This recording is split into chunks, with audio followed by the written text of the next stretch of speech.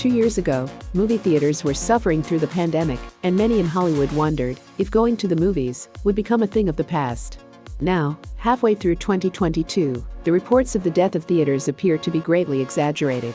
Audiences have returned to the Cineplex for hits like Top Gun, Maverick, The Batman and Minions, The Rise of Gru, and there's hope in Hollywood that these films are the rule, not the exception, for the rest of the year.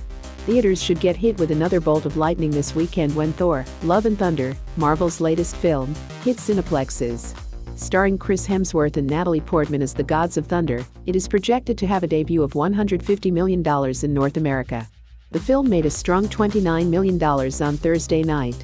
Theaters have seen a renaissance of sorts this year with traditional blockbusters, sequels, superheroes and slasher picks, leading the box office brigade. Jeff Bach, senior analyst at entertainment research firm Exhibitor Relations, told CNN Business. Yet despite the optimism, the industry is still not completely back. Streaming remains a powerful alternative, inflation is squeezing disposable income and the second half of 2022 has a dearth of potential blockbusters. The domestic box office has made nearly $4 billion so far this year, according to ComScore.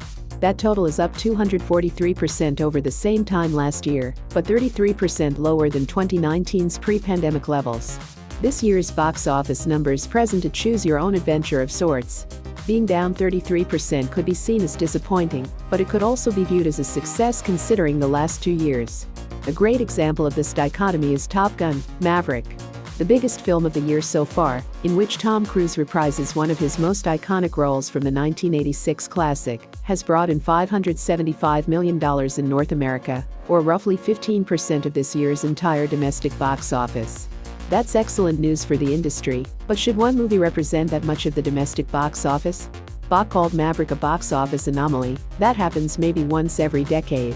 There have been other hits, of course, big moneymakers from franchises such as Marvel's Doctor Strange in the Multiverse of Madness and Universal's Jurassic World, Dominion, as well as unexpected upstarts like A24's Trippy Everything Everywhere All at Once, which has made close to $70 million domestically despite being a smaller, low-budget film.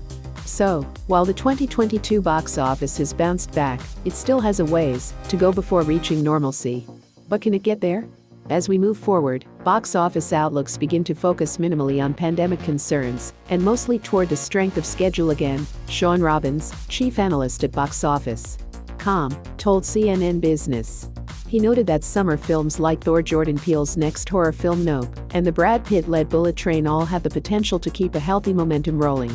However, Robbins admitted there isn't a great deal of built-in audience content slated to open from August to mid-October. Original films have struggled to find a sizable audience in recent years.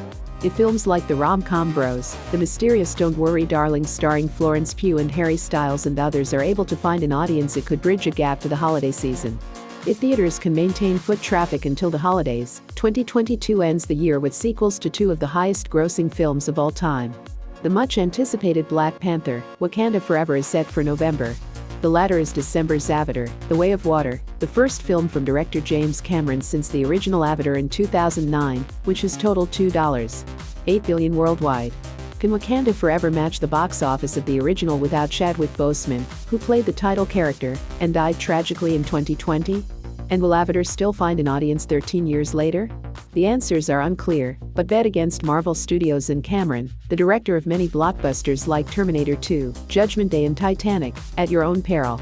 Bach, the analyst from Exhibitor Relations, believes blockbusters will continue to break away at the box office, and that this year overall will likely be considered a major success considering the titles left on the release calendar.